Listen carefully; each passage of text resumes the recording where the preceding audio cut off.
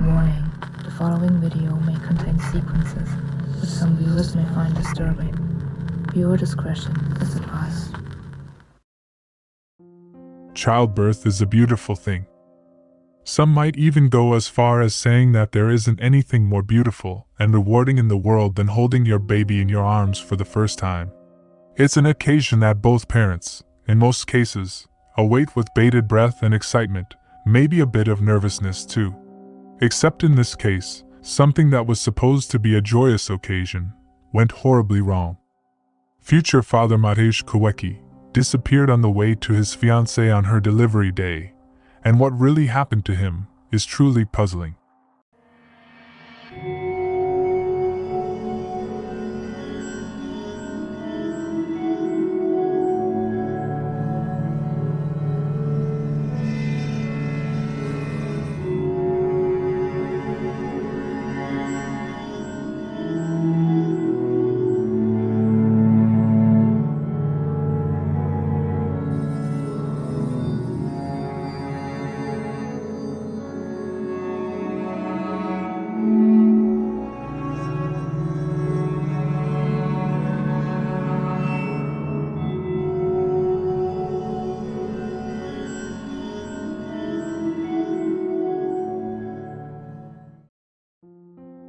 It's March 28, 2018.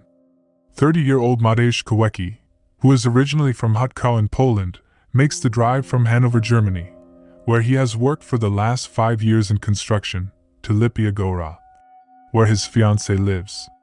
She was about to give birth. He would have to travel around 640 kilometers to get there. Needless to say, this was number 2 or 3 hour drive. No, it was much longer than that.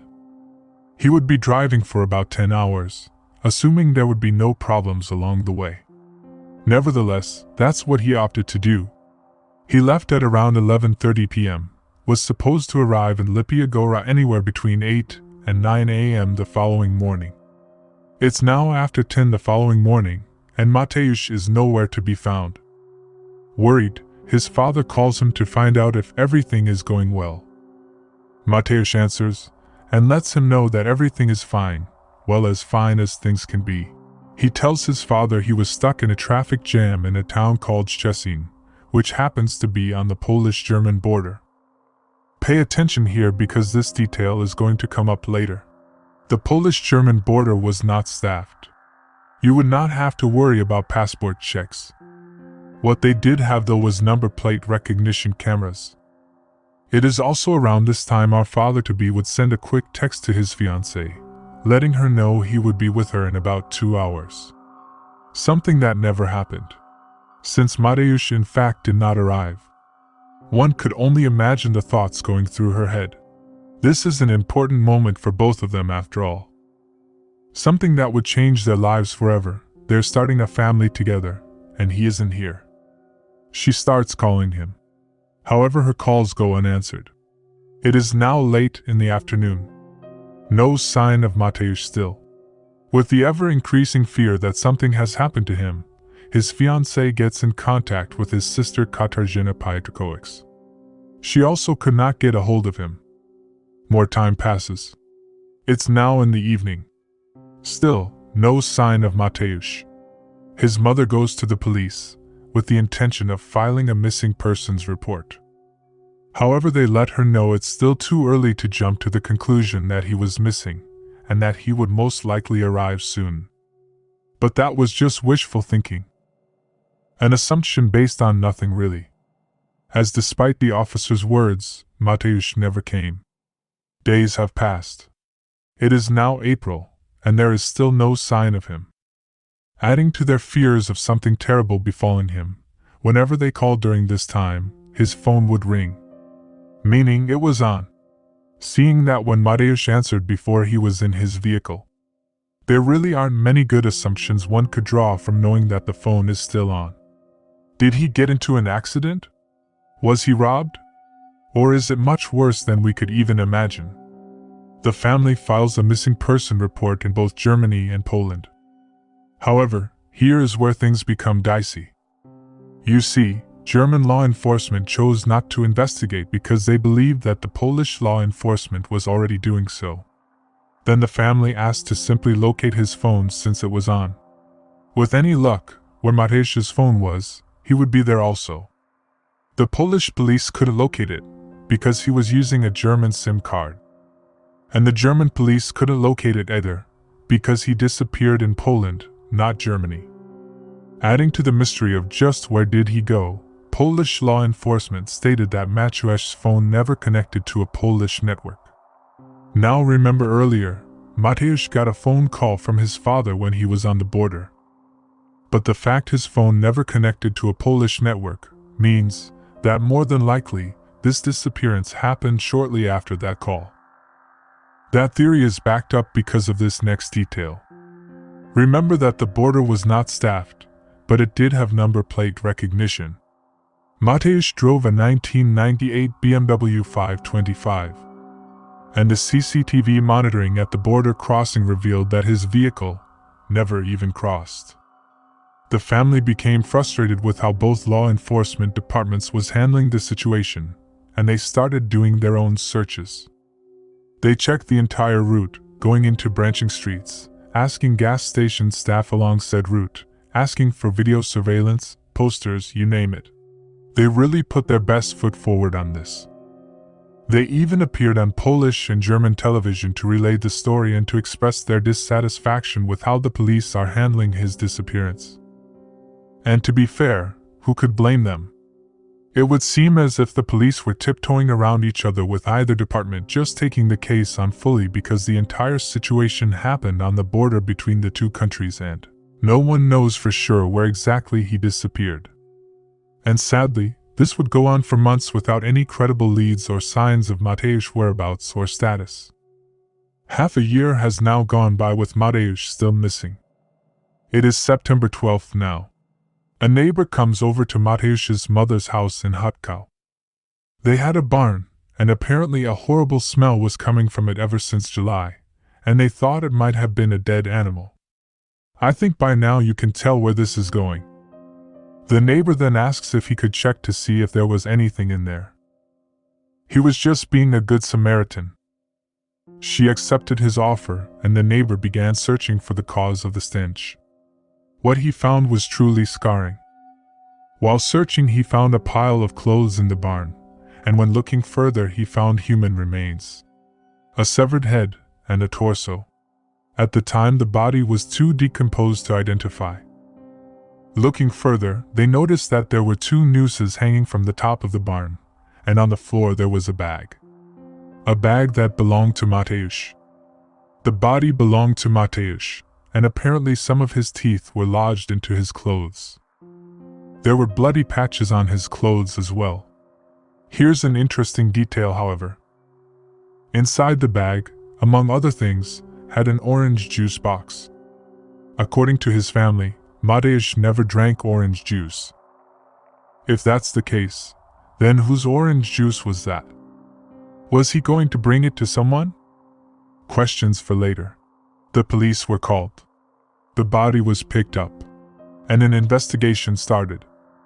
However, this investigation did not last for long. A DNA analysis was conducted, and it concluded that the body did belong to Mateusz. There were no other DNA besides his own on Mateusz's body and his belongings. After their investigating, the police concluded that this was a suicide, and although the family pleaded, they refused to investigate any further. The police stated that this suicide was premeditated, and there was nothing suggesting that he was murdered. The evidence used to come to this conclusion was not released to the public. A few days after the discovery of Mateusz's body, however, the family found a shoe with his detached foot still inside, which led the family to believe that the police didn't do a thorough investigation if something like that was left behind. Could you imagine that? Walking into your barn and seeing a decaying foot in a shoe? That is disturbing to say the least, and the police really should have been more thorough, not only in cleaning up, but in general. Something that disturbing should never have been left behind, whether on accident or through negligence. Nevertheless, It stated that they did gather enough evidence to come to a conclusion about what really happened to him. Based on the evidence that they found, they concluded that Mateusz lied on the day of his disappearance. That he was not in Szczecin when his father called him. And he was not even driving at the time that call happened. This would be in accordance with the fact that his car never even crossed the border. So then, what happened? Where did he go? According to receipts found with his belongings, he took a train to the town of Frankfurt an der Oder, which was about 152 kilometers away from where he said he was. After this, he made his way to a town called Slubis, which was just across the way from Frankfurt an der Oder. Once there, he checked into a hotel with another person. A person whose identity is unknown. He took another train the next day to Warsaw in Poland, which was around 470 kilometers from Slubis and over 300 kilometers away from where he should have been, in Lipia Góra. From Warsaw, he took a bus to Zamość, a town close to his home village Hutkow. He arrived in Zamość at midnight, but it is unknown as to how he got to Hutkow, which is where his family's barn was, and where his remains was found. Mateusz was found over 600 kilometers from where he should have been. Why was he there? This isn't the only unanswered question. Mateusz's car. He left in it, but at some point he got out to get on a train. Where was it? In fact, the police did search for it, and it was never found, either in Germany nor Poland. Furthermore, not even his keys were found among his belongings. The barn, Mateusz's family claimed to use the barn throughout that summer. The attic of the barn, where Mateusz's body was found, was visible from the ground. Isn't it odd that they didn't see the body? Not to mention the smell of a decaying corpse. It's believed the reason his head and other body members were severed was because the body had decayed, and his flesh tore off in those places because of his body weight being suspended. But it would still take time before that happened. There's stages of the decomposition of the body after someone dies. 24 to 72 hours after death is when your internal organs start to decay. 3 to 5 days after death is when your body would begin to bloat and blood-containing foam would start to leak from the mouth and nose. 8 to 10 days after death, the body begins to change color from green to red as the blood within decomposes and the organs in the abdomen accumulate gas. After a few weeks, the nails and teeth would fall out. And after a month, the body would start to liquefy. It is most likely in that last stage that Mateusz's body would have started to fall apart while hanging.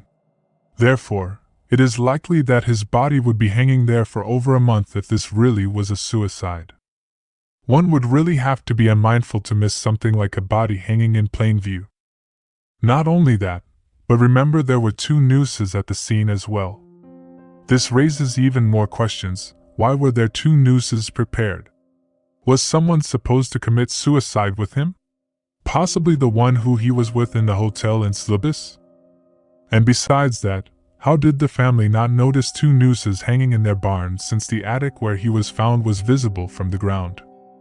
The family claims that the door to the barn was wide open, yet no one noticed. Why is that? It took a neighbor to smell the body. Not even the family who was there the entire summer using the barn. This entire situation is odd to say the least, leaving so many questions unanswered. But by far the biggest question is why? Why would he commit suicide with a baby on the way? And why would he do it in his family home? Is there something that we are missing here? If this really was a suicide, then was committing the act in the family home a statement? What happened to Mateusz for him to feel his only option was to take his own life in this way? Why the lies? Why did he go to the hotel? Who did he meet at the hotel? Well, suicide often leaves more questions than answers. And in this bizarre case is following that pattern, with so many unanswered questions. We may never know for sure that exactly happened to Mateusz, but we do hope that his family can find a sense of closure and the strength to move on from this terrible situation. With a story like this, there is a lot of room for speculation and interpretation. So please, respectfully leave your thoughts about what really happened in the comments section below. Was this, as the police concluded, a suicide? Or was there something more sinister behind the death of Mateusz Kawecki?